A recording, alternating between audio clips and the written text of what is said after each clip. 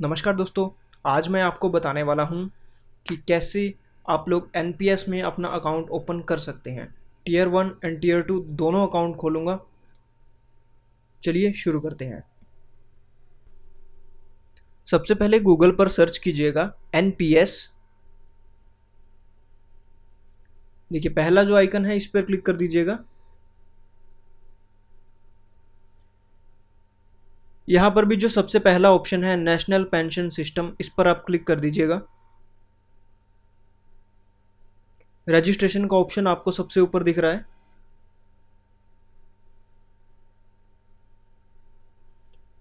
इस पर क्लिक करने के बाद आपके पास ये पहला ऑप्शन आ जाएगा। हम लोग यहाँ पर आधार से ओपन करने वाले हैं तो आधार वाला ऑप्शन ऑलरेडी सिलेक्टेड है। उसके बाद इंडिविजुअल सब्सक्राइबर, जी हाँ मैं इंडिविजुअल सब्सक्राइबर हूँ, इंडिया का रहने वाला हूँ तो बिल्कुल इंडिया वाला ऑप्शन सिलेक्ट करूँगा। और अकाउंट मुझे दोनों ओपन करने हैं, टीयर 1 एंड टीयर 2, तो मैं दोनों ही ओपन कर रहा हूँ। यहाँ पर हमें अपना आधार नंबर डालना होगा। वो डालने के बाद हमें जनरेट ओटीपी पर क्लिक करना है। यहाँ पर हम इसे क्लिक करके कंफर्म कर देंगे। कंटिन्यू पर क्लिक करेंगे। हमारे नंबर पर एक ओटीपी आ चुका है, आधार कार्ड वाले नंबर पे जो भी हमने रजिस्टर किया हुआ है। उस ओटीपी को हम यहाँ पर भर देंगे। कंटिन्यू पर क्लिक करेंगे।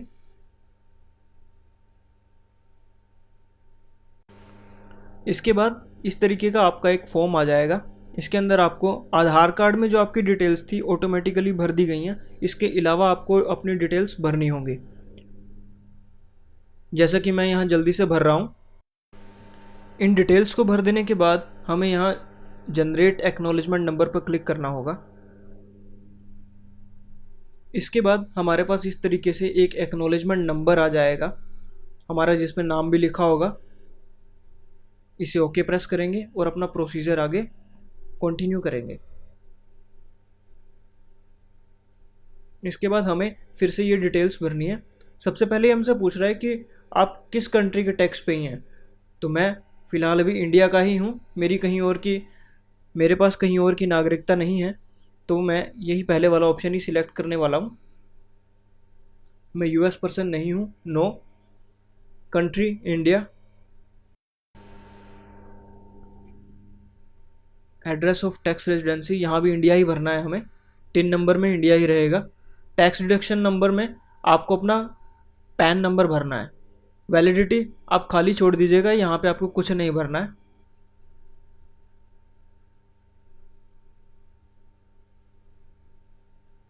स्टेट, सिटी और जिप कोड ये तो आप अपना भर ही सकते हैं।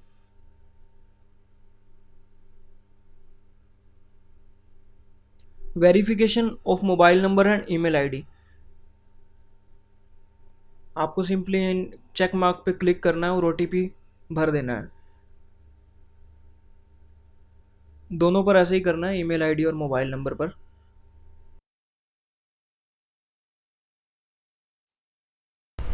ओटीपी वेरीफाई कर देने के बाद नीचे अपना एड्रेस वेरीफाई कर लीजिएगा।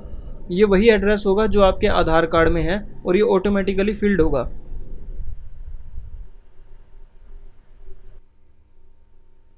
सेव एंड प्रोसीड पर क्लिक कीजिएगा।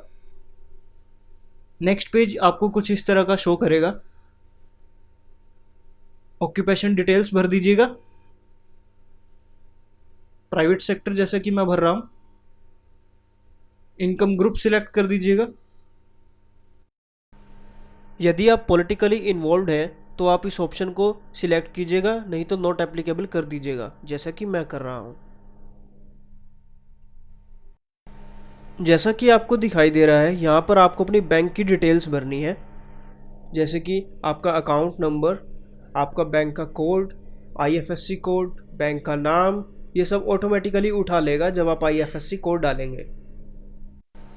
ये जो चेक मार्क आपको दिखाई दे रहा है, आपको इस पर तब क्लिक करना है यदि आपका बैंक अकाउंट आपके आधार कार्ड से लिंक है। यह सेम जानकारी टीयर 2 के लिए भी पूछ रहा है, तो मैंने इसमें भर दिया है सेम एज टीयर 1। आप चाहें तो अलग से बैंक अकाउंट भी भर सकते हैं। सेव एंड प्रोसीड पर क्लिक कीजिएगा। अब इस पेज पर आपसे यहाँ पर पूछा जा रहा है कि आप कौन सा फंड मैनेजर सिलेक्ट करना चाहते हैं। कि जैसे कि मैं अपने लिए HDFC सिलेक्ट कर रहा हूँ, आप इन 7 कंपनीज में से कोई भी कंपनी चूज़ कर सकते हैं जो कि आपके पैसे को मैनेज करने वाली है कि कितना पैसा कहाँ पर कैसे लगाना है। तो मैंने यहाँ पर HDFC सिलेक्ट किया है, आप अपनी पसंद से कोई और करना चाहें तो वो भी कर सकते हैं। अब ये पूछ रहा है कि आपको एक्टिव चॉइस चाहिए या ऑटो चॉइस चाहिए। मैं यहाँ पर ऑटो चूज़ कर रहा हूँ। ऑटो में भी आपको 3 ऑप्शन मिलने वाले हैं। मैं एग्रेसिव चूज़ कर रहा हूँ। एग्रेसिव का मतलब है कि 75% तक का मेरा जो अमाउंट है वो इक्विटी मार्केट में लगा दिया जाए। अगर आप मॉडरेट यूज़ करते हैं तो इसमें आपका 50% पैसा ही इक्विटी में लगाया जाएगा और कंजर्वेटिव में सिर्फ 25% लगाया जाएगा। यदि आपको इस ऑटो चॉइस और एक्टिव चॉइस में या फिर एग्रेसिव, मॉडरेट और कंजर्वेटिव मोड के ऊपर डिटेल में वीडियो चाहिए तो आप कमेंट सेक्शन में लिखिएगा, मैं आपको वो वीडियो भी ज़रूर दूंगा। यहाँ पर आपको अपने नॉमिनी के डिटेल भरने होंगे। जो भी आप नॉमिनी रखना चाहें वो यहाँ पर रख सकते हैं। यहाँ पर ये परसेंटेज का शेयर पूछ रहा है कि आप कितने परसेंट जो शेयर है अपने नॉमिनी को देना चाहेंगे। मैंने यहाँ 100% सिलेक्ट किया है। आप चाहें तो इसमें 50, 70 जितना भी परसेंटेज चाहे दे सकते हैं। बाकी के बचे हुए परसेंटेज के लिए आपको अलग से सेकंड नॉमिनी को चूज़ करना होगा। इसके बाद ये सारी डिटेल्स जो है हमने टीयर 1 में भरी थी, ये टीयर 2 में भी पूछने वाला है। मैं सारी डिटेल्स जो है सेम रख रहा हूँ, आप चाहें तो इसके लिए अलग से भी चूज़ कर सकते हैं। इसके बाद यहाँ पर ये स्कैन्ड पैन कार्ड और कैंसल्ड चेक की स्कैन्ड कॉपी आपसे मांग रहा है। आपको यहाँ पर सिंपली क्या करना है, अपने मोबाइल से फ़ोटो खींचिएगा अपने पैन कार्ड की और कैंसल्ड चेक की, उसे पेंट के अंदर जा कर के क्रॉप कर लीजिएगा, क्रॉप करके सेव कर दीजिएगा। उसका जो साइज़ होगा वो ऑटोमेटिकली 2 MB से कम का होगा। जैसा कि मैंने यहाँ कैंसल्ड चेक अपलोड किया है, इसी तरीके से आप अपना पैन और कैंसल्ड चेक अपलोड कर दीजिएगा और यहाँ अपलोड पर क्लिक कीजिएगा। नेक्स्ट पेज पर आपको प्रीव्यू दिखा देगा कि आपने जो फ़ोटो अपलोड किया है और जो साइन अपलोड किया है उसे चेक कर लेने के बाद आप सेव पर क्लिक कर दीजिएगा। इसके बाद आपको एक और मौका मिलेगा कि आप अपनी सारी डिटेल्स को वेरीफाई कर लीजिए। आप एक बार अच्छे से अपनी सभी डिटेल्स को चेक कर लीजिएगा और नेक्स्ट पर क्लिक कर दीजिएगा। इसके बाद आपको अपने जो टीयर 1 अकाउंट और टीयर 2 अकाउंट है उन्हें फ़ंड करना होगा। टीयर 1 में मिनिमम आप 500 रुपये फ़ंडिंग कर सकते हैं और टीयर 2 अकाउंट में मिनिमम 1000 आप फंडिंग कर सकते हैं। मैं अभी मिनिमम अमाउंट ही फ़ंड कर रहा हूँ। अमाउंट भरने के बाद आप कंफर्म पेमेंट पर क्लिक कीजिएगा। देखिए यहाँ पर दिखा रहा है कि डेबिट कार्ड और क्रेडिट कार्ड से पे करने के क्या क्या चार्जेस हैं। सिर्फ क्रेडिट कार्ड से पे करने के चार्जेस हैं, तो मैं यहाँ पर डेबिट कार्ड का यूज़ करने वाला हूँ।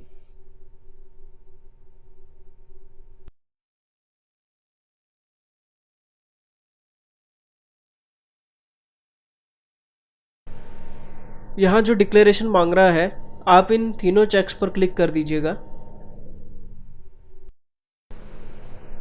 यहाँ पर ये जो ऑप्शंस हैं कि आपको जो एनुअल स्टेटमेंट है वो ईमेल आईडी पर चाहिए या फिर आपको फिज़िकल स्टेटमेंट चाहिए। मैंने यहाँ पर फिज़िकल स्टेटमेंट ही सिलेक्ट किया है। और पैन कार्ड भी यदि आपको ई कॉपी चाहिए यानी कि आपको ईमेल आईडी पर चाहिए तो आप वो सिलेक्ट कर सकते हैं। मैंने यहाँ पर फिज़िकल वाला ऑप्शन सिलेक्ट किया है जिसके मुझे 40 रुपीज़ चार्ज देने होंगे। इसके बाद मैं बैंक पेमेंट पर क्लिक कर देता हूँ। इन डिटेल्स को कंफर्म कर देने के बाद प्रोसीड का ऑप्शन आएगा।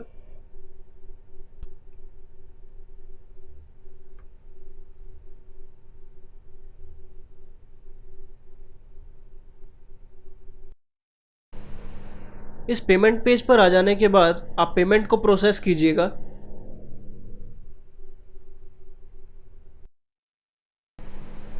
पेमेंट प्रोसेस हो जाने के बाद आपके सामने इस तरीके से एक रिसिप्ट आ जाएगी। यहाँ पर आपको 2 ऑप्शंस दिए गए हैं।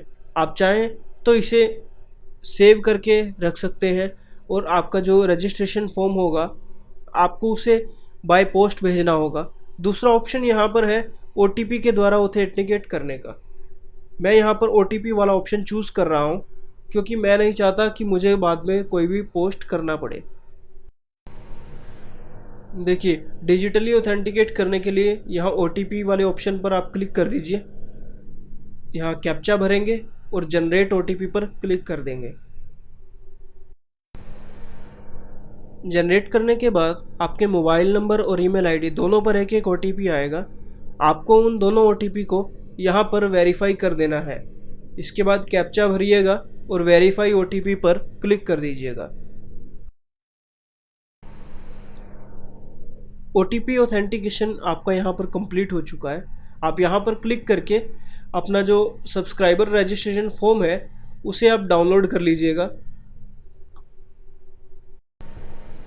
दोस्तों, आपको बता दूं कि आपका अभी जो पैन कार्ड है वो जनरेट हो चुका है। आपकी ईमेल आईडी पर मेल आ जाएगा जिसमें आपका पैन नंबर लिखा होगा और 5 से 6 दिन के अंदर अंदर आप जो है अपने इस NPS के पोर्टल पर लॉगिन कर पाएंगे अपनी यूज़र आईडी और पासवर्ड के द्वारा। आपको जो आपकी पैन किट है वो आपके रजिस्टर्ड एड्रेस पर 10 से 12 दिन के अंदर अंदर मिल जाएगी। आशा करता हूँ कि आपको यह वीडियो पसंद आया होगा। यदि आपको यह वीडियो पसंद आया है तो आप इसे लाइक कीजिएगा और आप चैनल पर नए हैं तो चैनल को सब्सक्राइब भी कीजिएगा। धन्यवाद दोस्तों।